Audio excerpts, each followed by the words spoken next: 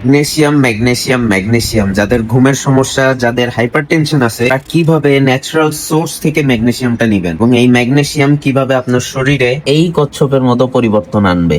Magnesium কি করে, আমাদের শরীরে যে নার্ভাস সিস্টেম থাকে তার এক্সাইটেবিলিটিটাকে রিল্যাক্স করে দেয় এবং আমাদের গাবা নিউরোট্রান্সমিটারটাকে রেগুলেট করে, যার কারণে কি হয়, আমাদের ঘুমটা ভালো আসে। এবং যাদের হাইপারটেনশন আছে তাদের 2 থেকে 4 মার্কারি পর্যন্ত হাইপারটেনশনটা কমাইতে পারে বা ব্লাড প্রেশারটা কমাইতে পারে। কি করে, আমাদের যে ভ্যাসকুলার স্মুথ মাসেল গুলো আছে সেখানে ক্যালসিয়ামটাকে ঢুকতে বাধা দেয় এবং যখন ঢুকতে বাধা দেয় তখন ভ্যাসোডাইলেশন এমন না হয়ে এমন হয়ে যায় আমাদের ভেসেল গুলা, এবং আমাদের পেরিফেরাল রেজিস্ট্যান্সটাও কমে যায়, যার কারণে কি হয়, আমাদের ব্লাড প্রেশারটা নর্মালে চলে আসে। তো এটা যারা ওষুধ খাচ্ছেন তার পাশাপাশি ম্যাগনেসিয়ামটা আপনারা গ্রহণ করতে পারেন। তো আজকে আমি 2টা খাবার বলবো যে 2টা খাবার খেলে আপনার ডেইলি রিকোয়ারমেন্টের হাফই পূরণ হয়ে যাবে। তার ভিতরে 30 গ্রাম পামকিন সিড বা কুমড়োর বীজ খেতে হবে এবং 30 গ্রাম অ্যালমন্ড বা কাঠবাদাম খেতে হবে।